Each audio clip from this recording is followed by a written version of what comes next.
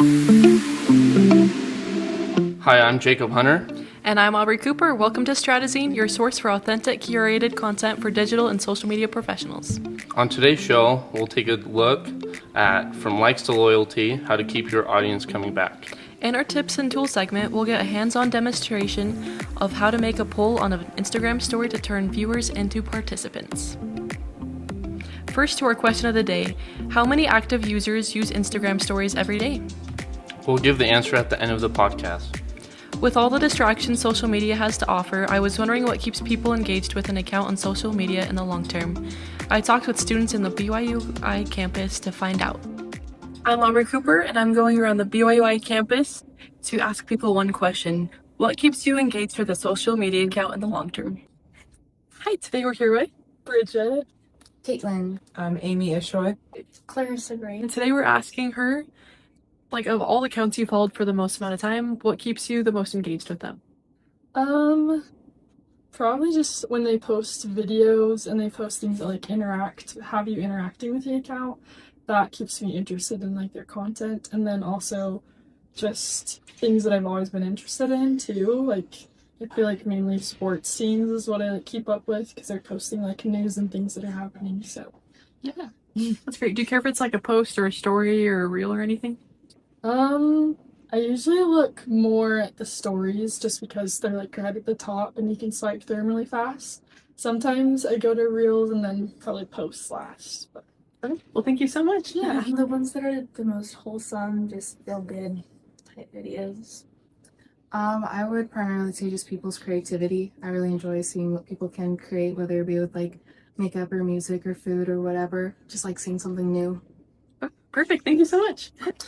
I would say just the ones that I find the most interesting, and if their content evolves over time, I guess. Because if it's just the same thing over and over, it can get boring. But if it's something that can keep me engaged long term, or a series that they have going, I want to see. That's usually what keeps me engaged. Yeah, that's so valuable. Thank you so much. Have a great day. Yeah. Thanks. Overall, it seems like the type of content people are the most drawn to is the type of content that's genuine. Whether that's a story or creativity, that's what keeps them engaged for a long time. For Stratazine, I'm Aubrey Cooper. In a world where content goes viral in seconds, it's easy to get likes, but much harder to earn long-term loyalty. In this episode, we're digging into what it really takes to turn casual followers into a dedicated community. We'll explore how consistency, credibility, and smart communication all work together to build trust and keep your audience engaged over time.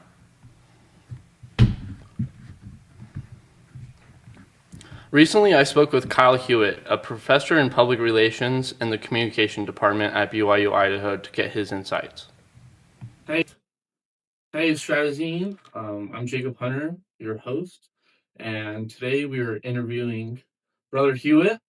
He is a professor here at BYU Idaho. He's a public relations professor. He graduated from Southern Utah University with a bachelor's degree in communications and a master's degree in public relations. He has since worked for multiple prestigious companies such as UPS and The Late Show with David Letterman. Today we will be talking about From Likes to Loyalty, how to keep your audience from coming back. First question. From a public relations standpoint, why do some content creators attract large audiences quickly but fail to build lasting loyalty? So I think there's a couple reasons for that. One, maybe that's their objective.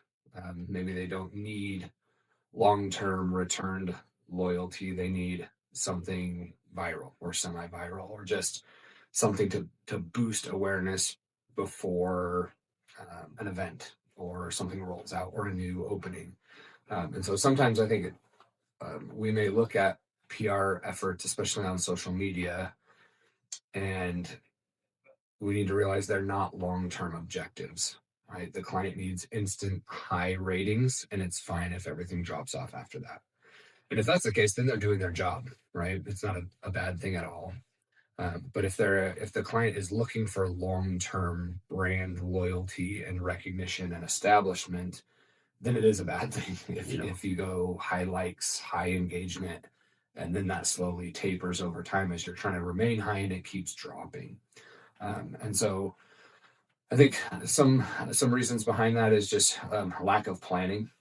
There's an initial attempt at PR planned, and when it works, the intent is to ride that as long as possible without any follow up, and so just lack of planning can lead to that.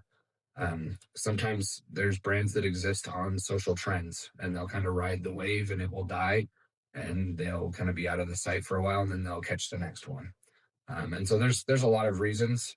Um, I don't think jumping to like, oh, that was just bad PR is usually the most the explanation that covers the most of it. I think a lot of PR people know what they're doing, and they're messaging experts, and so they're kind of intentionally doing that. Good brands are built slowly over time. Loyalty is not something that you get after seeing one reel. So Awesome.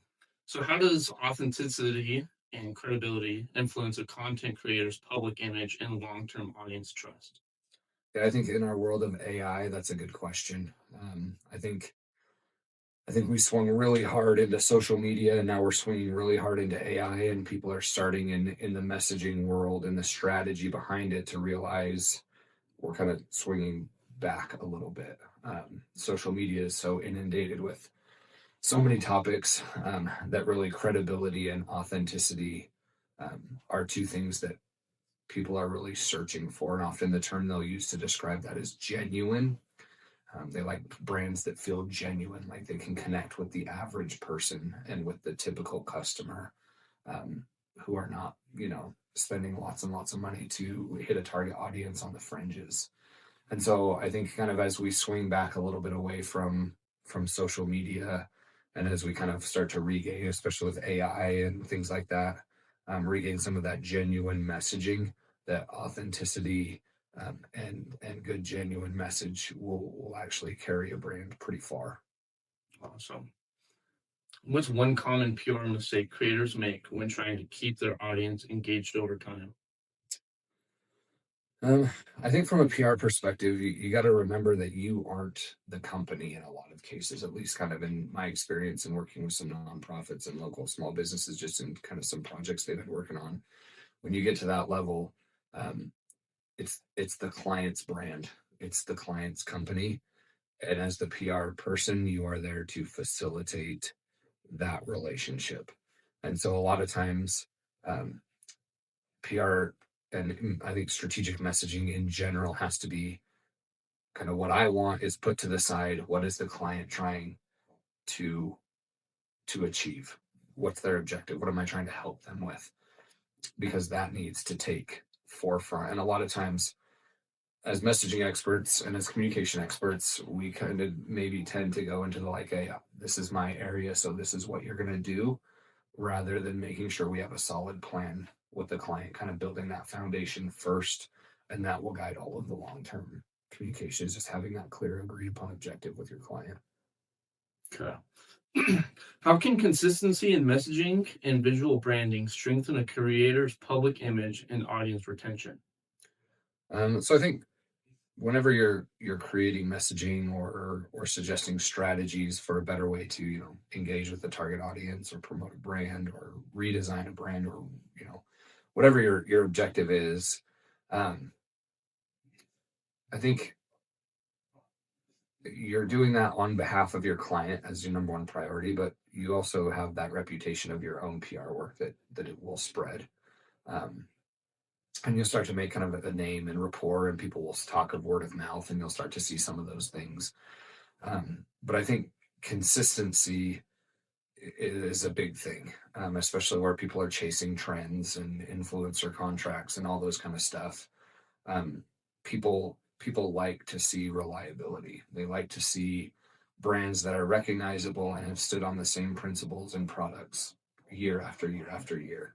And I think, through the different messaging, we become pretty savvy at picking up on things that aren't good, or messaging that's not super genuine and truthful.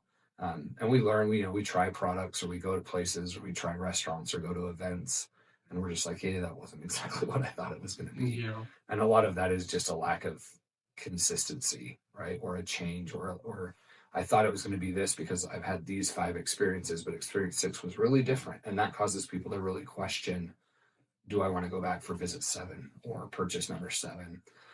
So I think, consistency can really help, because then it kind of loyalizes you as a PR person with your client, and they will pass you along to other clients because you're kind of helping them do the same thing with their target audience and kind of creating that loyalty. So Awesome. In your view, how should creators use audience feedback, like comments or analytics, to guide their PR and communication strategy? So I'm a big research guy. I really find a lot of value in being able to ask a couple of few simple questions and use that feedback um, to better what you're doing. So um, I would say that if you don't have your own expertise, research is the next best thing you should go to. Um, Now, you may need some help in that, because are you asking the right questions? Are you getting good data? Are you making decisions based on data that's reliable and valid to what you want to know? But I think if there's an area of just strategic messaging or communication in general that could use some more development of skills for content creators and PR and marketing, would be analytics and research, and how to gather good data and how to use good data to inform what your next step is going to be. Because then it's not like, oh, this is my idea, my fingers are crossed that it worked. It's like, this is the data we got, and this is the steps we're going to take based on that data. And if anybody questions it, it's not, well, I just thought that would be a cool idea. It was, this is what our target audience was telling us, or this is what has worked in the past, or this is what competitors did that really worked in this industry. We have a good reason for doing that moving forward.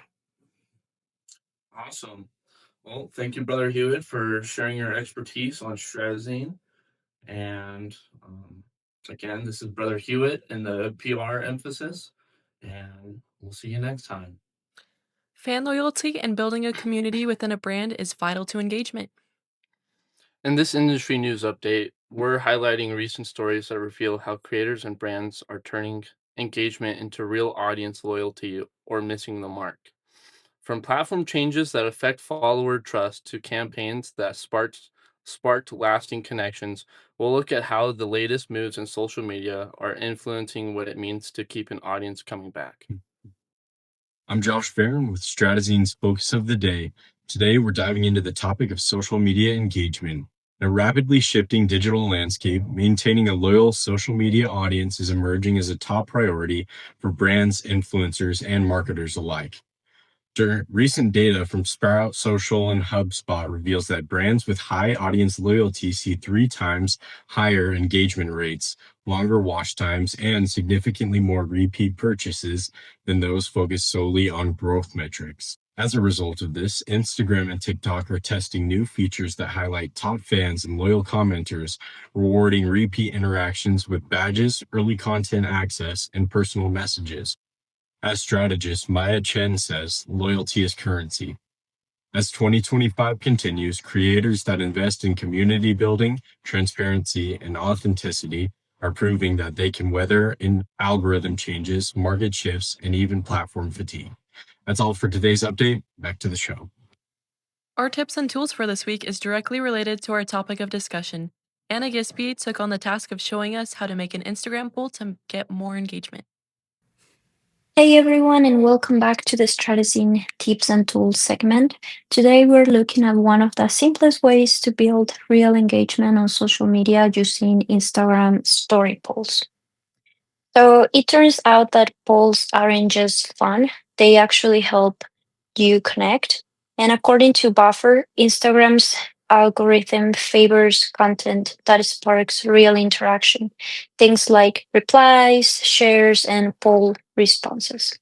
So when we are on in our story section, uh, we can add a background. In my case, I chose this solid pink color. Then we're going to select the poll section. And once we have this sticker in our screen, we are going to be able to type our question. And in my case, I chose pick your favorite meal. And my answers are going to be oh, pizza or sushi.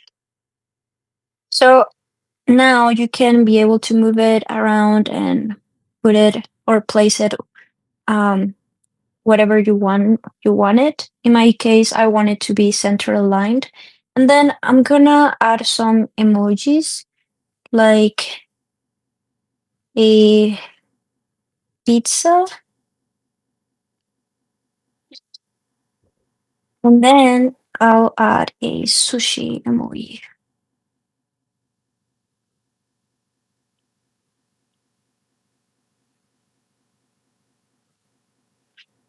So now that we have everything ready, we are gonna go ahead and publish this on our account.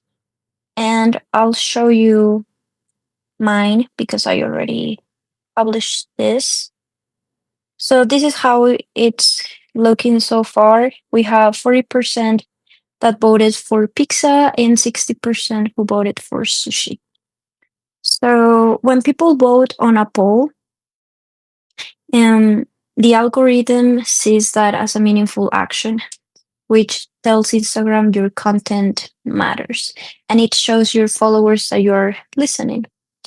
It is a simple way to turn a viewer into a participant, and participation builds loyalty because people want to feel involved, not just sold to.